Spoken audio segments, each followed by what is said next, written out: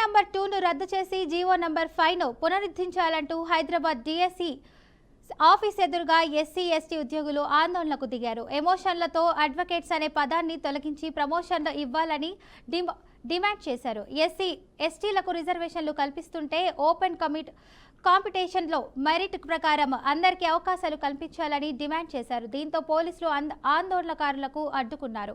వారికి నచ్చజెప్పే ప్రయత్నం చేశారు. ఈ క్రమంలో రెండు వర్గాల మధ్య వాగ్వాదం చోటు చేసుకుంది.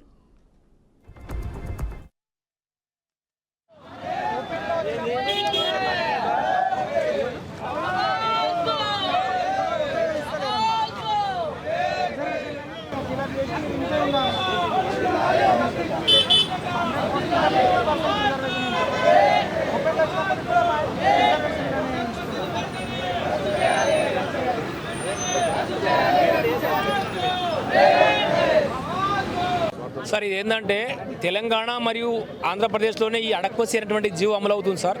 కారణం ఏంటంటే కొన్ని పెద్ద సంఘాలు యూనియన్ జీవో 2 ఏంటంటే 100% ఏదైతే ఉందో మొత్తం పర్సెంటేజ్ ఉందో దాంట్లో 50% ఓపెన్ కేటగిరీ 50% రిజర్వేషన్లు ఉన్నాయి.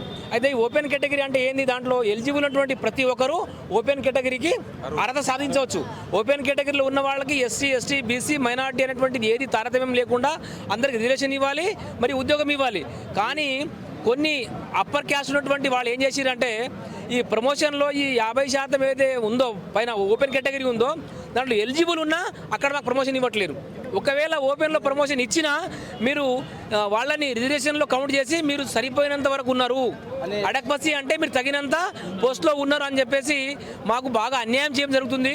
సార్ ఇది ఏంటంటే తెలంగాణ మరియు ఆంధ్రప్రదేశ్లో డిపార్ట్మెంట్కు ఒక ఏకం చేసి ఖచ్చితంగా ఎక్కడిది అక్కడ అంటే తెలంగాణ మొత్తం రాష్ట్రంగా ఈ సిస్టమ్ అనేది తెలంగాణ రాష్ట్రంలో ఉంది, ఎక్కడ లేదు. మళ్ళీ కొత్త రాష్ట్రంలో ఈ విధంగా తేవడం అనేది చాలా అన్యాయం. తెలంగాణ ఎందుకు సెంట్రల్ గవర్నమెంట్ ఎక్కడ లేదు, ఇది ఇక్కడ ఎందుకు చేస్తున్నాం అనేది మేము ప్రశ్నిస్తున్నాం. ఇకనైనా ఈ జీవో నంబర్ 2ను రద్దు చేయకపోతే జిల్లా లెవెల్లో చాలా తీవ్రతరంగా చేసే ప్రయత్నం చేస్తున్నామని చెప్పేసి సభాముఖంగా తెలియజేస్తున్నాం.